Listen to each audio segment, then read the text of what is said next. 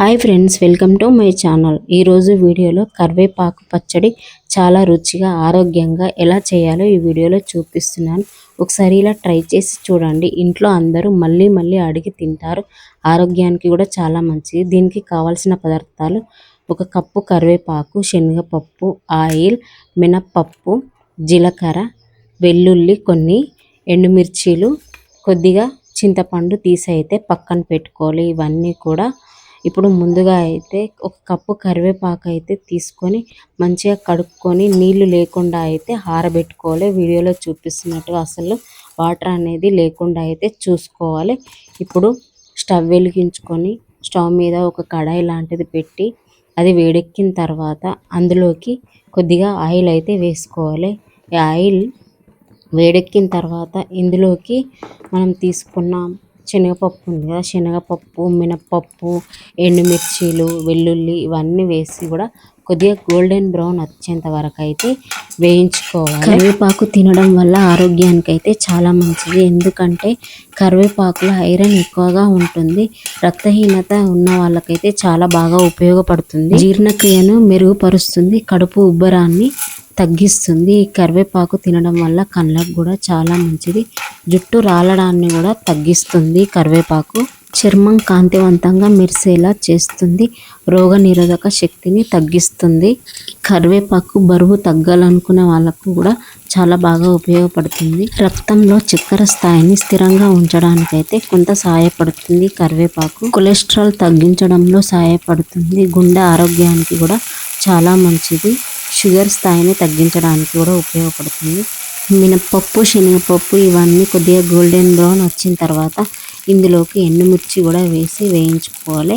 ఎండుమిర్చి కొద్దిగా వేగిన తర్వాత ఇందులోకి కొద్దిగా జీలకర్ర కూడా వేసి వేయించుకోవాలి. వెల్లుల్లిపాయలు కూడా వేసి కూడా వేయించుకోవాలి. ఇవి మొత్తం కూడా గోల్డెన్ బ్రౌన్ వచ్చేంత వరకు అయితే వేయించుకోవాలి. ఇలా కలుపుతూ ఉండాలి, లేకపోతే ఎండుమిర్చిలు అనేది మాడిపోతాయి. కాబట్టి చూడండి, వీడియోలో చూపిస్తున్నట్టుగా ఇలా కొద్దిగా గోల్డెన్ బ్రౌన్ వస్తే సరిపోతుంది. కొద్దిగా ఇట్లా మనం కలుపుతుంటే సౌండ్ క్రిస్పీగా ఇట్లా సౌండ్ లాగా అయితే కావాలి ఎండుమిర్చిలు అనేవి.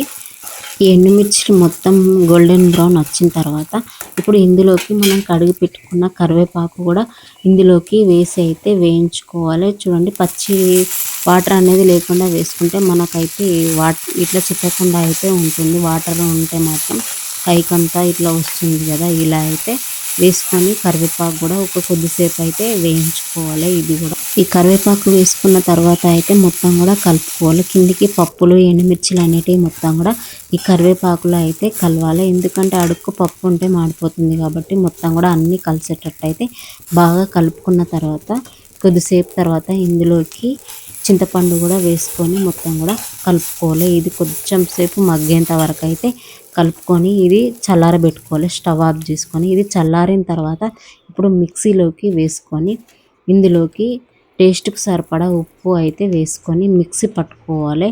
ఒకసారి గ్రైండ్ చేసుకుంటే ఇలా అయింది. ఇందులోకి కొద్దిగా వాటర్ అయితే వేసుకొని అయితే మళ్ళీ ఒకసారి అయితే మిక్సీ పట్టుకోవాలి. చూడండి, వీడియోలో చూపిస్తున్నట్టుగా అయితే ఇలా వస్తే సరిపోతుంది. ఇది చాలా బాగుంటుంది.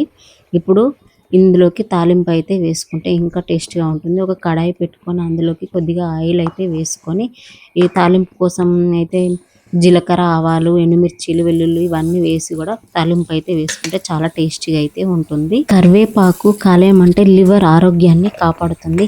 విష పదార్థాలను బయటకు పంపడంలో సహాయపడుతుంది.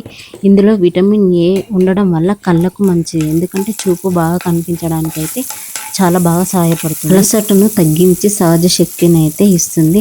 ముఖ్యంగా జుట్టు తొందరగా తెల్లబడకుండా అయితే చాలా బాగా ఉపయోగపడుతుంది ఈ కరివేపాకు వాంతులు, వికారం ఉన్న వాళ్ళకైతే చాలా బాగా ఉపయోగపడుతుంది. ముఖ్యంగా ఉదయం అసహనంగా ఉన్న వాళ్ళకైతే చాలా బాగా ఉపయోగపడుతుంది. మలబద్ధకాన్ని తగ్గిస్తుంది. ఫైబర్ ఉండటం వల్ల జీర్ణక్రియను మెరుగుపరుస్తుంది.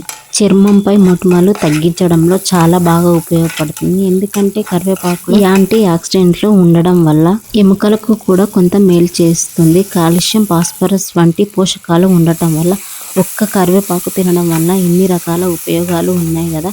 కరివేపాకు తినని వాళ్ళు కూడా ఈ వీడియో చూసిన తర్వాత అయితే తినడానికైతే ట్రై చేయండి.